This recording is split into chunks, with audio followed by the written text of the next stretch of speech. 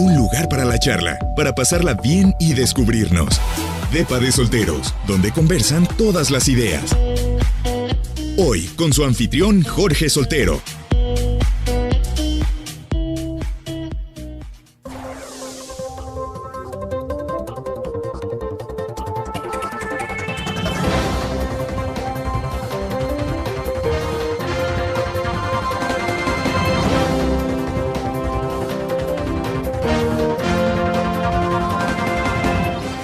Hasta que se me hizo tener a Ligia Béjar en el Depa de Solteros. Estoy muy contenta, no tienes idea de cuánto. Jorge, no, al contrario, la verdad es que yo feliz de estar aquí, de estar compartiendo de nuevo en Depa de Solteros. Ya había venido, no contigo específicamente. Con un vecino mío. Exactamente, Okay. Con un vecino tuyo, pero la verdad es que a mí la radio me encanta. Ah, qué buena onda, pues esta es Sí. tu casa, este es tu depa. Sí, el micrófono es muy atractivo siempre. Oye, mucha gente me pregunta, porque ve que platicamos mucho Ajá. tú y yo en redes sociales, y me dice, oye, ¿quién es Ligia Béjar? ¿Quién es Ligia Béjar? Bueno, soy una mujer michoacana, asentada aquí en la ciudad de Guadalajara ya hace más de 20 años, Ok. ¿no? Creo. 19, sí, 18, 19 por ahí. Bueno, casi 20, ¿no? Una mujer muy apasionada de cosas que tienen que ver generalmente con las personas. Okay. Soy maestra, me encanta ser maestra. Desde pequeña yo creo que quería ser maestra, pero también sabía que me encantaban los medios de comunicación. Soy amiguera, pero soy tranquila. Conforme me he hecho más adulta, me he hecho mucho más cuidadosa para muchas cosas, ¿no? Me veo descabezada como todos, ¿no? En algunas cosas, pero la verdad muy cuidadosa en otras. Me gusta mucho y disfruto la soledad, tanto como la compañía, pero disfruto mucho también estar conmigo mismo. Creo que las personas tendremos que aprender a estar más con nosotros mismos. Ok. Y pues nada, soy curiosa. Soy muy curiosa por naturaleza, un poco sentimental a veces. Entonces, ¿En serio? Sí, sentimental, fíjate, no tan extrovertida, como Ok. sentimental introvertida. Me encanta comer bien. Hace poco, debo decir, ¿no? Y es una cosa de la que se me siento muy orgullosa. Hasta hace muy poco empecé a encontrar cierta pasión por el ejercicio físico. ¿En serio? Sí. O sea, ¿ya eres de qué? ¿De caminata? Del gimnasio. Ah, de gimnasio. Sí, la ¿no? verdad, de gimnasio, sí. Me gusta leer, me gusta mucho consumir medios de comunicación, me gusta un poco de todo en lo que se refiere al consumo de productos distintos de comunicación. Esa de es una todo. de las razones por las que yo te invité aquí al DEPA, ¿no? Porque tú sabes mucho de medios de comunicación, pero me gustaría destacar cosas que a lo mejor no has dicho. Tú primero tienes licenciatura en pedagogía. Soy pedagoga de origen, de licenciatura. Ujú. Luego estudié una maestría. Yo sabía que quería ser maestra universitaria. Ok. Para ser maestro universitario, como tú bien lo sabes, pues hay que tener un qué, ¿no? ¿Qué es lo que vamos a impartir? Y yo no me veía dando clases de cosas de pedagogía, por Ok. decirlo, ¿no? Es decir, me gusta mucho el trabajo con profesores y la capacitación docente, pero más como tal cual como un sistema, digamos, de mejoramiento o entrenamiento profesional, pero a nivel, digamos, teórico. Ujú. No me gustan tanto los digamos, como estudiar las teorías de la educación o del Ok. aprendizaje. Entonces, como me gustaba tanto el consumo de comunicación, sabía que yo tenía que ir por el área de la comunicación. Entonces, porque además a mí me gustaban mucho los temas sociales. No sé, los fenómenos sociales, la historia, me siguen gustando, ¿no? Ok. La sociología.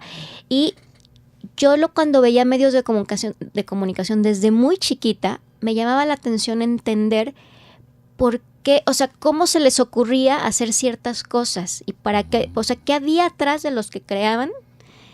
O sea, tú veías Chabelo no por la catafixia, sino por todo el asunto era muy curioso. social y comunicativo. Cuando empecé a tener televisión por cables, que era pues más o menos chica, ¿no? Antes de la adolescencia, yo decía, es que ¿a quién se le ocurrió hacer este canal? Qué buena idea. Entonces, Ya. pero sabía, fíjate que tenía claro que no quería trabajar en medios de comunicación, quería estudiar los medios de comunicación. Por eso no estudié comunicación de licenciatura, porque admiro mucho todo esto, por ejemplo, es la cuestión técnica, pero la verdad yo no sabría qué hacer con una computadora enfrente de mí editando. Entonces le sacaba mucho a eso y decía, no, a ver, tengo que encontrar algo, y fue que estudié mi maestría en radio, televisión y cine en Estados Unidos, que es digamos, ese conjunto. En Estados Unidos separan mucho el estudio de los medios o del periodismo como tal, y Con los medios electrónicos, sí. audiovisuales. Y mi maestría no es de corte práctico, es de corte de análisis de los medios, de análisis en específico de industria. Exactamente. Tipo de asuntos. Industria de la comunicación. Eso fue en Estados Unidos. Eso fue en Estados Unidos. ¿Y cómo se llama en el North Master Texas. acá, Watch? Es a Master in Arts in Radio, TV and Film. Oh my God. Ya. Okay. Uno de los mejores años de mi vida. Además, allá tuve la oportunidad de trabajar con quien ha sido uno de mis grandes mentores y fue director de mi tesis y profesor, que es el doctor Alan Albarrán. En mi universidad está situada en un condado muy cercano a Dallas, Texas, en Denton, Texas. Una universidad muy interesante, una universidad pública de las más, después de la Universidad de Texas en Austin, de las más importantes, que sus especialidades, entre muchas cosas, no veas que estas universidades gringas que son, no, que tienen de todo y tal, pero el área, por ejemplo, de música, tienen una de las mejores escuelas de jazz de todo el país. Vale. La parte también de medios, pero de medios electrónicos sobre todo, y mucho cuestión de ingeniería, sobre todo en cosas de sustentabilidad, ingeniería, por ejemplo, ambiental. Es una universidad muy buena en eso. Entonces, estar inmerso en un ambiente, porque más uno piensa en Texas y piensa que es México, y esa parte de Texas es muy gringa. Okay. Muy, muy gringa. Entonces no es el típico, es el Texas que uno ve en las películas. Sí, como más. Ese muy white, si eres muy Christian, así. Okay. Pero claro, una universidad es un ambiente pues muy cosmopolita, ¿no? Sí, exactamente. Entonces es como un oasis dentro de ese entorno. Y tuve oportunidad de trabajar con mi director de tesis en un centro de investigación de medios en español. De hecho, estudié digamos, mi primera incursión en la investigación fue estudiando el mercado hispano en Estados Unidos. Ándale. La televisión en específico. O sea, con Univisión, Telemundo y ese tipo de cosas. Exactamente. Sobre todo lo que yo estudiaba era cuáles eran los, digamos, el tipo de consumo que los hispanos ya nacidos en Estados Unidos consumían. ¿Será el chicano? ¿Qué era lo que le los llamamos chicano? Sí, el chicano, que en realidad, pues, digamos, formalmente se le llama segunda generación, completamente chicano, segunda o tercera generación, ¿no? Digamos, a partir de la segunda.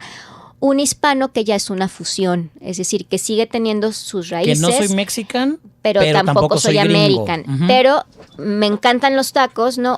O disfruto mucho el mariachi, o veo algo mexicano o algo de mi país y me emociono, pero hablo en inglés. Y no viviría en México. No viviría en México. Exacto. O sea, disfruta mucho, viene de vacaciones, se siente orgulloso de sus raíces latinas, porque sus padres que llegaron a Estados Unidos se sentían un poco apenados, avergonzados de sus raíces latinas. Y claro, su propósito fue llegar a salir adelante. Entonces, sus hijos, el American Dream, ¿no?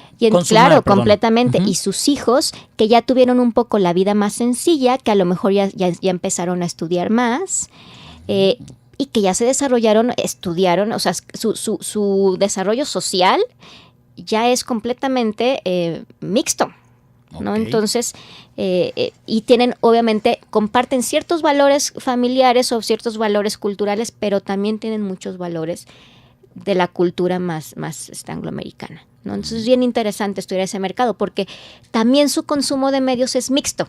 Sí, claro, les encanta ver la televisión, Fox, Warner, etcétera. Así es. Pero también quiero ver el soap opera, que es la telenovela. Completamente, y consumen mucha música mexicana. Y de hecho, todo el boom del crossover, ¿no? De la música, que a lo mejor empezó, no sé, en tiempos de Ricky Martin con La Vida Loca, etcétera, etcétera, se sentían muy orgullosos de eso. Pero también de los Tigres del Completamente. Norte. Digamos, de todos, de la música mexa, o de la música muy latina en general, pero también de esos géneros híbridos que creo que tomaron mucha fuerza ahí, ¿sabes? Sí, que fue con este boom latino que fue Enrique Iglesias, Ricky Martin, y luego que ya vino el reggaetón, luego que ya vino también, por ejemplo, o las distintas mezclas, digamos, latinas, ¿no? Vallenato, salsa, no sé qué, o sea, entonces son una mezcla muy interesante. Y eso estudiabas. Y actualmente estás en un doctorado. Actualmente inicié mi doctorado en enero. Ahora ya me fui para el sur, ya no vi para arriba, ¿no? Entonces estoy en Santiago de Chile. haciendo un doctorado, que un doctorado, como tú bien lo sabes también, compañero, pues implica investigación a full, completa, ¿no? Dicen por ahí que no hay persona que haga doctorado que no esté loca, y yo creo que un poco es cierto, porque un poco es esta cuestión del amor al conocimiento, Sí. de que cuando estás en las aulas sabes que necesitas investigar para prepararte mejor, pero también que un estudio que implica, digamos, mucha soledad, mucho en confrontarte con lo que, con tus propias ideas, ser mucho más crítico. Entonces un doctorado implica pues un esfuerzo importante, ¿no? Me estoy dando cuenta de ello. Dímelo a mí, que no puedo. Ya sé, No puedo. pero sí se puede, nomás que es de a poco. Ay, bueno, ¿sabes qué? Déjame ir rápido a la cocina. ¿Quieres agua? Teléfono. Ay, No, sí, teléfono sí, nomás, sí. ¿Agüita? Sí, agüita. Dame un segundo. Perfecto.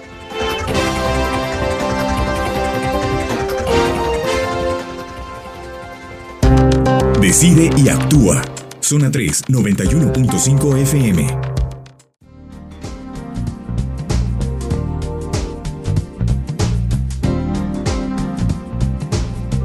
Dije a Bejar, estoy extasiado que estés aquí. Ay, De Dios, verdad. no digas eso, Luego dices Jorge. en Twitter que te chuleo mucho, pero de verdad me encanta la gente que sabe y tú sabes mucho y me encanta compartirlo. Entonces hoy quería platicar contigo de muchas cuestiones de los medios de comunicación. De lo que quieras. Primero sí. quería saber cuál es tu opinión de los medios de comunicación actuales, dígase radio, televisión y periódicos y revistas. Los más tradicionales, por decirlo de alguna Ujú. manera. Mira, creo que los medios de comunicación están desde hace tiempo, ¿no? Desde que inició la convergencia digital, los medios, digamos, más tradicionales, en términos, usamos la palabra tradicional, como bien lo sabes, para hablar de los que transmiten, digamos, en formatos originales, ¿no? En formatos no digitales. Bueno, aunque ya estamos en la digitalización, ¿no? Pero me refiero pues a que no necesitan necesariamente el soporte de Internet. Entonces, creo que desde que inició, ¿no? Pues el surgimiento, ¿no? Ya la completa pues democratización de Internet, han estado en un proceso de búsqueda de identidad y de reconformación de identidad. Y eso les ha implicado, creo, no solamente a los medios, a todo el entorno de la comunicación, un replanteamiento de qué son, ¿no? Y a dónde van. Y en ese inter también es cierto que pues entró la competencia apabullante de todo lo que trajo Internet.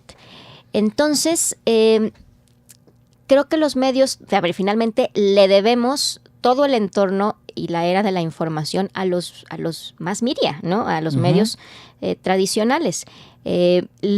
Todavía las generaciones jóvenes, ¿no? Creo que nuestro consumo y nuestro conocimiento del mundo está muy de la mano de los medios de comunicación, ¿no? Entonces, creo que además hay, como todo, ¿no? Esfuerzos importantísimos en los medios de comunicación por ser de verdad un puente entre las personas y el mundo, en todo sentido, en el ámbito político, en el ámbito público, en el ámbito del entretenimiento, porque al final los medios de comunicación surgieron pues para eso, ¿no? Para digamos, para hacer como expansiva, ¿no? La voz del mundo, para conocer la realidad de otra manera, para acercar a las personas a los temas de índole pública, ¿no? Regional, nacional, internacional.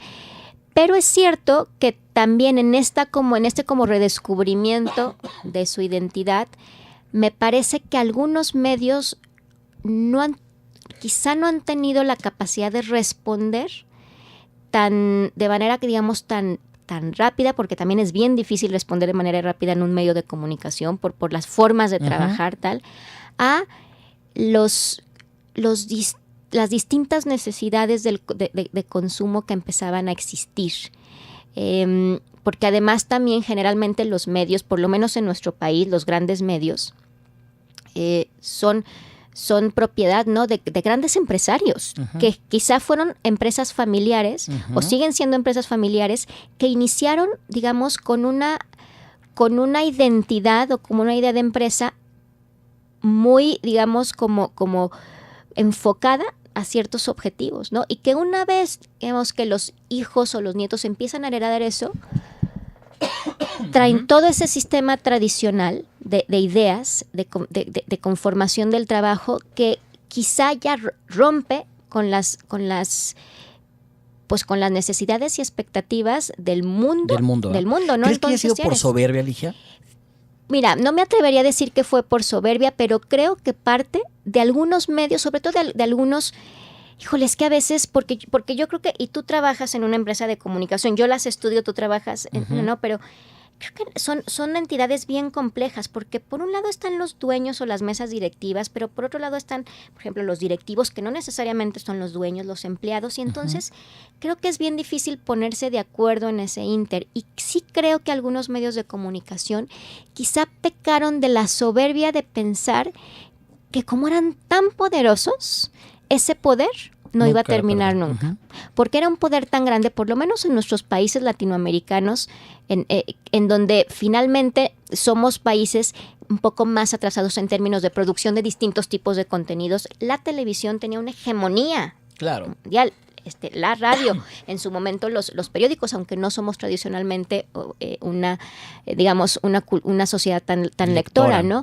Pero sobre todo la televisión. O sea, el poder de la televisión y la manera en la que para nosotros y tú, o sea, para ti, para mí como niños, la televisión era la fuente de un montón de cosas. Todo lo que aprendimos en términos de entretenimiento lo aprendimos en la televisión. Todo lo que aprendimos a escuchar, nuestra familiarización con la moda, fue a partir de la televisión, de muchos temas. Oye, por ejemplo, hace poquito estaba viendo, antes de hablar de la digitalización de los medios, Televisa, creo que hace un par de años, casi una década o más, tuvo un proyecto que se llamaba Tevolución. Sí. Y Tevolución fue poner las series, novelas y todo lo que tenía en internet, ¿no? Y no se cortaba. O sea, era muy chistoso porque le dabas play, a lo mejor tardaba un poquito en cargar, pero cuando arrancaba ya no lo parabas, ¿no? A diferencia de YouTube, que de repente se nos atora, ¿no? Yo recuerdo que fue un proyecto fracasado de Televisa. ¿Por qué? No había internet rápido en aquella época, no todo el mundo tenía internet, la gente no le apostaba incluso al internet. No estaban acostumbrados a consumir en la computadora. No, pues era de o flojera. en el celular. Todo el mundo quería la televisión, la pantalla gigante, la pantalla plana, que en aquel momento era wow, ¿no? Aunque era un cajonzote, pero era plana, ¿no? Y entonces, pues Televisa como que dijo, no, pues ya para qué hago esto, ¿no? Y de pronto ahorita se ve atrasado Televisa en cuanto a cuestiones de digitalización. Completamente. Y llega además luego con esta iniciativa de Blim, ¿no? Porque además Televisa creó su dirección de digitalización. No sé si se llama exactamente así, pero una cabeza de toda el área digital, ¿no? Pero fíjate que yo creo que el tema no es solamente la tecnología, el tema es también los contenidos, porque Internet implica contenidos no necesariamente idénticos a los que están en la televisión. Y ni siquiera vayamos, por ejemplo, a la televisión, que es mucho más compleja la producción. Piensa en periódicos y revistas. Lo que tú ves en el periódico escrito no puede ser lo que ves en el periódico digital. Pues es que es lo mismo en la televisión, porque la plataforma también te da pie a diferentes maneras de interactuar con el consumidor y utilizar de otra manera la plataforma. Entonces, creo que finalmente, para los usuarios que ya estábamos o que ya veíamos la televisión, a lo mejor consumir la telenovela, ¿no? o el programa de deportes o lo que sea en la televisión era un plus, pero no era un diferencial. Internet o los contenidos en Internet necesitan una identidad distinta. Ok. Pero tengo una pregunta aquí, que ahorita que hablas de contenidos. Todo mundo escucho que me dice, es que el problema de la televisión en México son los contenidos. Pero de repente yo me meto a YouTube, me meto a Facebook y de repente veo cada contenido, Ligia. Completamente. Así, yo lo decía en un programa de radio que también me invitaron, decía, a ver. O sea, así que tú digas, el documental que se echó la gente en Facebook, no. O que la gente digas, ay, está buscando el video, ya sabes, de Carl Sagan del Cosmos, no tampoco. O sea, realmente buscan. Y estos youtubers mexicanos, por ejemplo, todos, si te fijas, hacen pura tontería, la verdad. No, completamente. Yo cuando mis alumnos, porque yo no soy consumidora de youtubers, porque no entro en la edad, o sea, simplemente no se me ocurre buscar youtubers. ¿Los 18 no? Pero cuando justamente a veces vemos ejemplos, siempre les pido a ellos que pongan los ejemplos, para que veamos ejemplos que que ellos conocen, ¿no? Okay. Y algunos por ahí yo los voy descubriendo. Tienes toda la razón, pero ¿en qué sentido? A ver, las personas somos bien curiosas, porque por un lado, ¿no?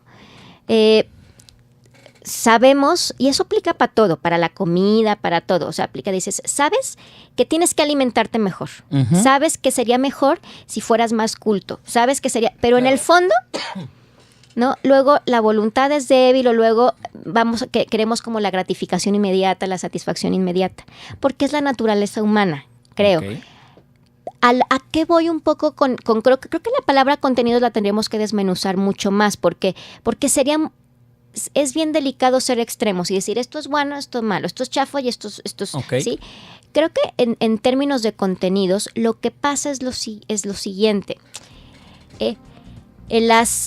Conforme van evolucionando más los medios de comunicación, lo que hemos tenido es una, digamos, fragmentación de muchos géneros, ¿no? Okay. O sea, antes teníamos a lo mejor música ranchera, pop, rock, 4 o 5 géneros, ¿no? Y ahora dentro de cada uno tenemos un montón. Creo que lo mismo pasa con los contenidos de televisión versus lo que vemos en cualquier contenido audiovisual. Ok. Entonces, que tú tienes, digamos, un género que a lo mejor, digamos, empatizaba muy bien con la televisión, con el hecho de que alguien se podía sentar una hora y alguien se podía, por ejemplo, ver comerciales, etcétera, etcétera. Pero para internet necesitas a lo mejor algo más ágil, y a lo mejor puede ser el mismo género, pero puesto de manera distinta. Ya entendí. ¿Sí? Entonces creo que tiene que ver con eso. Y también con tener cierta sensibilidad de ver cómo van evolucionando las generaciones y las audiencias, qué te van pidiendo.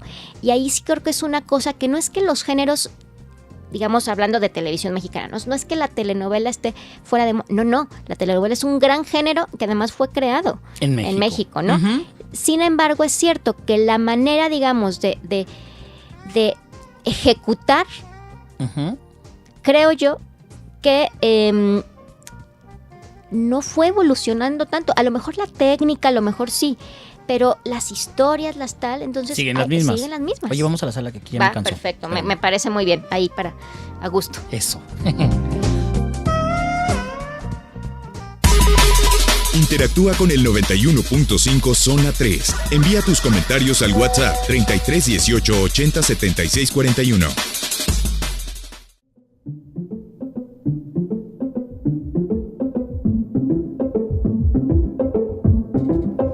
Oye, qué sabroso se platica contigo, Ligia Vega. Igualmente. ¿Sabes qué nos faltó invitar al DEPA? A ver, ¿a quién? Tú dime. Una amiga en común.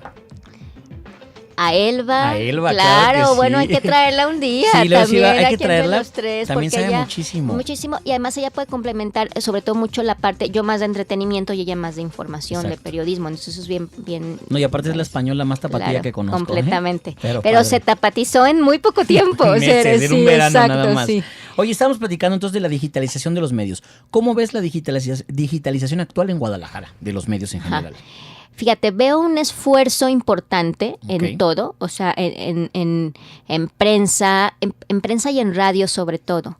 En televisión me parece que han hecho bastante esfuerzo. Por ejemplo, yo estoy como gratamente sorprendida de los esfuerzos, por ejemplo, que hace la televisión estatal, incluso los canales de cable regional, o sea, locales, ¿no? Regionales.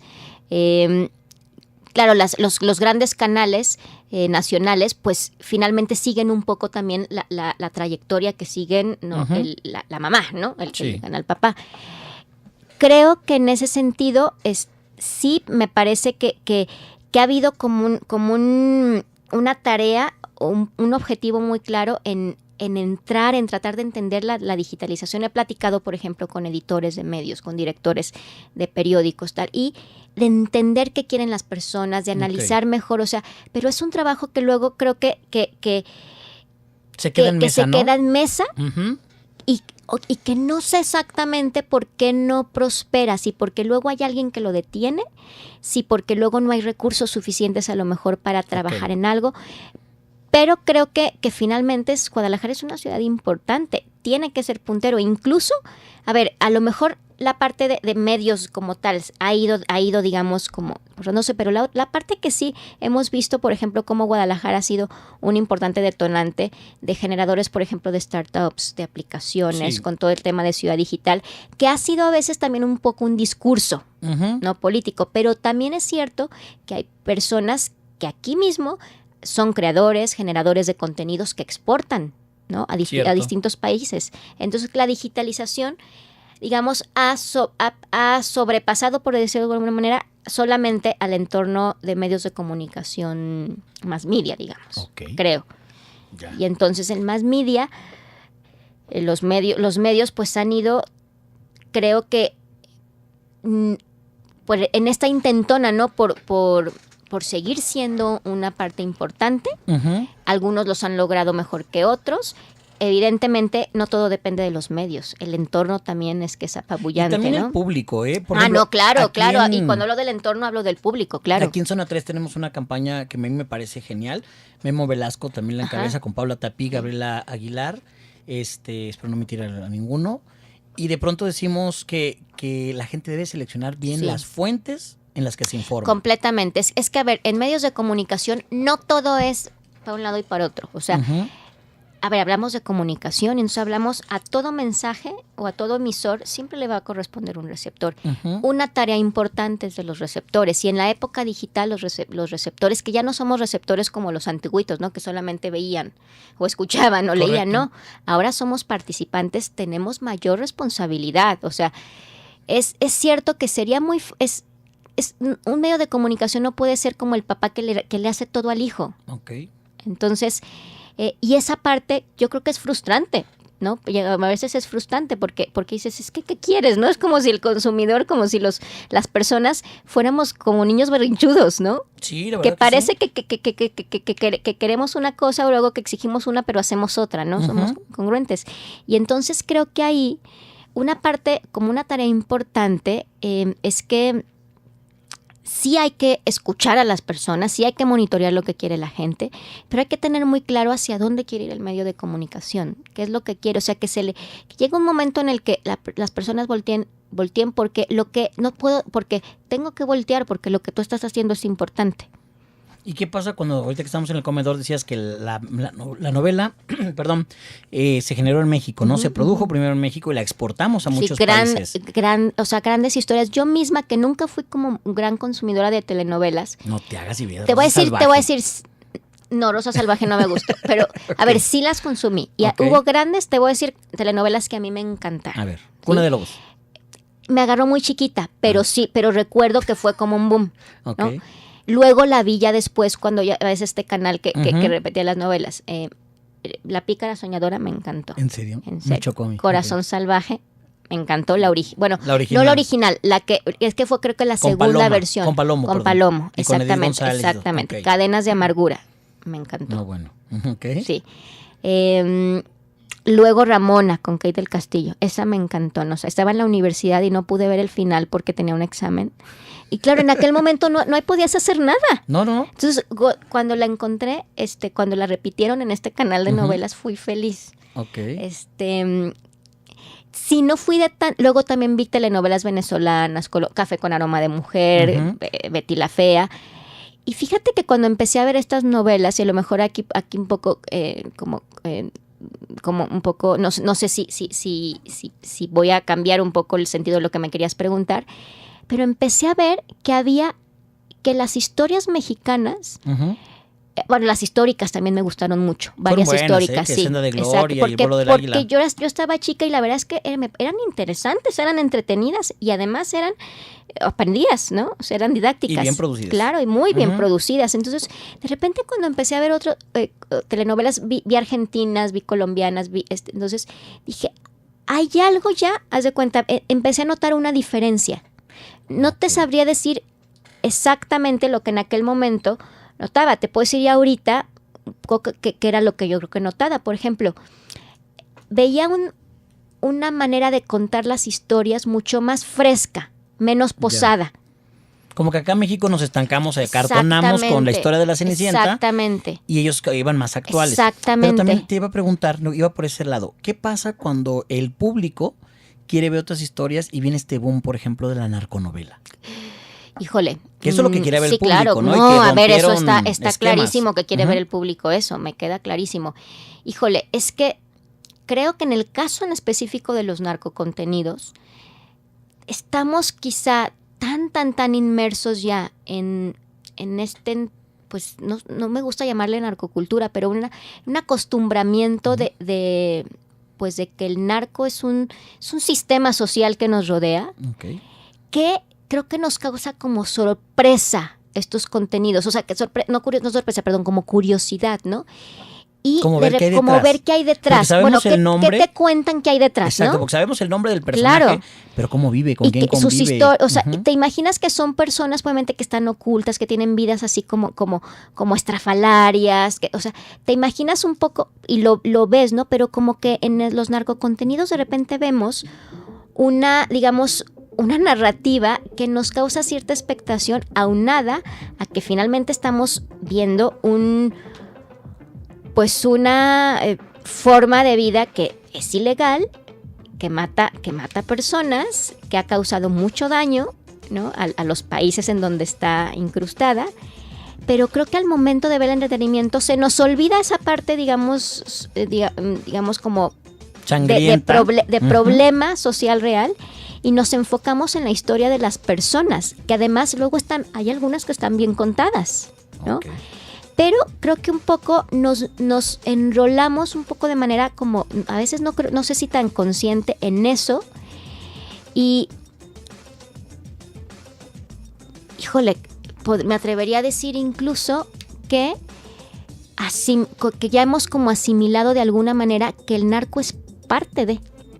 Y como que es un antihéroe, ¿no? También como sí, que claro, glorificamos de repente. Claro, y creo que eso de alguna manera tiene que ver con que de repente desconfiamos tanto en las instituciones y en las autoridades, que de repente dices, pues sí, es que qué bueno que el narco le gane a veces, ¿no? A veces, ¿quién es el malo, no? ¿Quién es el malo? Exacto, ¿sabes? Porque el bueno se vuelve el malo y el malo el bueno. Y luego ves la parte humana del narco y dices, pues claro, es que tienen su mamá y la quieren mucho. Es que no es biográfico. Ahí los escritores son los que le ponen esta personalidad a este... Claro, es una apología, o sea, y hacemos una apología total, ¿no? de un narco que casi no es un antihéroe, es un héroe. Es una personalidad. Fíjate cómo un poco con estas historias de superhéroes, ¿no? Es un poco como si el narco de repente fuera una especie, a lo mejor voy a hacer una barrabasada y los que son expertos en cómics me matarían, de un poco este Batman, ¿no? Que a partir del trauma, que a partir del trauma de su situación disminuida, ¿no? Pobre, excluido socialmente, es la forma que encuentra de hacerse valer en la sociedad. Digo, no es que de manera rico. Sí, claro, sí. ¿No? Y entonces, a su manera, o sea, una especie como, no sé, es que de verdad creo que tiene muchos tintes de todas estas historias fantásticas del bien, del mal, pero el tema es que no es una historia fantástica, es un problema social. Exacto. Y es crimen. Y no es ficción. No, es realidad. Es realidad. Y se me puso chinita la los personajes de la ficción no son como la realidad. No. Ay, déjame prender la tele, espérame.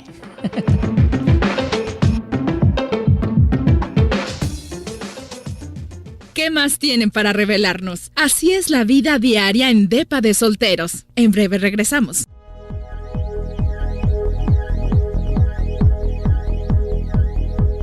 Así empezaría tu programa de radio. Sí. Con esta música. Oye, fíjate que alguna vez he tenido el sueño de tener un programa de radio. Uy, ahorita te va a presentar la directora. Entonces, así digo, sí, no sé, como que el radio me parece mucho más atractivo. Cuando he estado en televisión, la cámara tal, ¿no? Y en cambio el micrófono como que te invita de verdad a dialogar más, a contactar.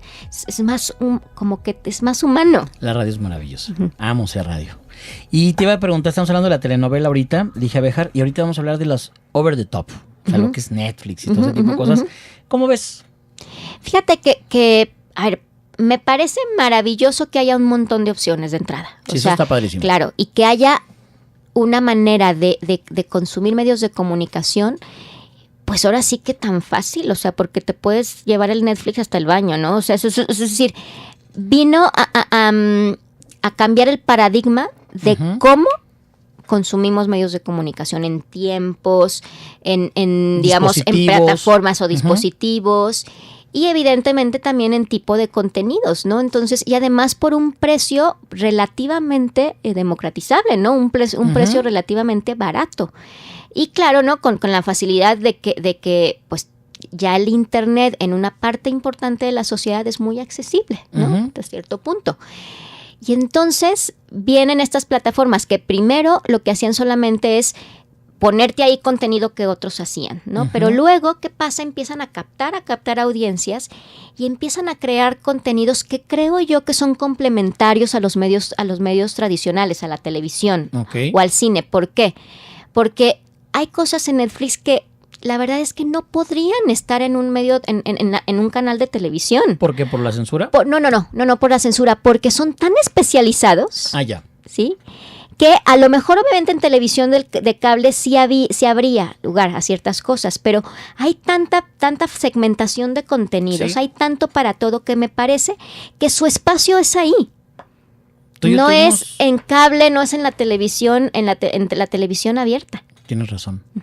Tú y yo tuvimos un debate por una serie que a mí me gusta, que a ti no, que es Sense8. Y una de las cosas que te decías, a mí lo que no me ha gustado, por ejemplo, estas plataformas, es que de repente tú estás viendo una película y tú la dejas en pausas y al otro día ya no está. Y no te avisan. No te avisan. A mí eso se me hace una falta de respeto al consumidor. Lo que pasa es que creo que el modelo de negocio, claro, es un modelo de negocio que rompe con lo que nosotros estamos acostumbrados, ¿no? Porque claro, en un medio tradicional, pues tú sabes cuándo viene el final, sabes cuándo tal, ¿no? Acá, ¿qué pasa? Que trabajan sobre alianzas estratégicas o trabajan sobre un proceso de trabajo, vaya la redundancia, muy distinto, que ellos mismos creo que tienen otra manera de comunicarse y de contactar con el público. Y creo que hay que hasta cierto punto, ¿no? Nosotros, es decir, tú y yo a lo mejor entendemos que obviamente si mañana, si ahorita tienen un contrato con Sony Pictures y mañana se termina ese contrato, pues no pueden hacer nada para tener ahí el material probablemente, ¿no? Avisan, oigan, se van a acabar. Eso sí creo que es una cosa, porque creo que son muy interactivos en sus redes sociales y tal, pero para promover el contenido, no para anticipar, ¿no? Porque luego yo veo que los que anuncian lo que se va a retirar de Netflix no es Netflix. No, son las otras plataformas. Ya se van de acá y vienen acá. A mí, por ejemplo, ya ves que hay género de terror y comedia y series. Próximamente fuera de catálogo. Claro. O sea, que sepas que dices, eso sería muy bueno. Eso tienes todo. Y otra cosa que también creo que a veces, que a mí, no sé si es de esos como, porque no todo es bello y bonito en esto, ¿no? O sea, hay que ser críticos ante esto. A mí me choca que quieran adivinar lo que yo quiero consumir, ¿sabes? Sí. O sea, entiendo que me conocen y entiendo que yo tengo ya ciertos hábitos, pero creo que limitamos, o sea, que nos metes en una burbuja cuando hacen eso, porque claramente ya, o sea, cuando yo me meto realmente y busco, digo, ¿por qué no me aparecía esta película en porque a mí me gustaría ver esto, es ¿sabes? Una bronca grandísima buscar contenido. Claro, entonces, eso creo que es una gran, además de lo que dices tú, por ejemplo, de saber pronto fuera de catálogo, esta parte de que no quiero que adivinen por mí, déjenme a mí elegir. Ya.